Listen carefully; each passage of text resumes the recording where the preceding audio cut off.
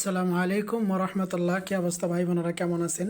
আমার হাতে যে ডালিমটা দেখতেছেন, আমি দুটো ডালিম কিনছি। এই নিয়ে একটি আলাপ করবো আপনাদের সাথে। আমি একদিন বাংলাদেশি মার্কেটে গিয়েছিলাম, ওখানে ডালিম পেয়েছিলাম। আমি তিনটা ডালিম কিনছিলাম। ওখানে সেই বাংলাদেশি ভাইকে বলছিলাম যে আপনি তাহলে দেখে যেটা ভালো সেটা আমাকে দেন।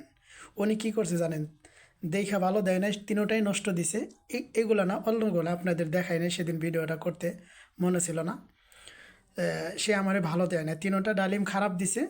আমি সেগুলো খেতে পারি না, ফালাই দিছে। তার মূল্য ছিল 800 পয়সা, এই বাংলার প্রায় 300 টাকার কাছাকাছি, অথবা 290 টাকা। এই জন্য বলার উদ্দেশ্য হলো, আপনি যখন দোকানে যাবেন কখনোই দোকানদারের বলবেন না যে আপনি ভালো একটা জিনিস আমাকে পয়সা দেন, সে আপনাকে কখনোই দিব না। হাজার হাজার বাটপার বদমাইশ দিয়ে ভরে গেছে। অতএব আপনি যখন কিনবেন তখন নিচের হাত দিয়ে কিনবেন। আমার এই কথাগুলো একদম 100% সত্যি, আমার সাথে হয়েছিল, আপনাদের সাথে শেয়ার করলাম।